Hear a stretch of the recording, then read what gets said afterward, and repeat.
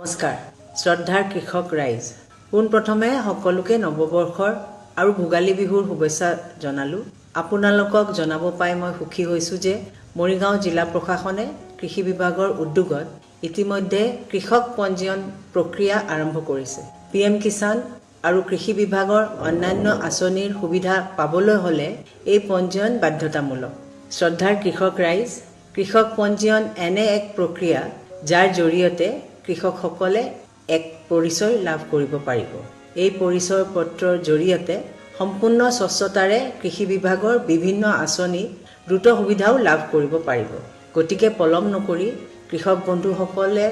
আজিয়েই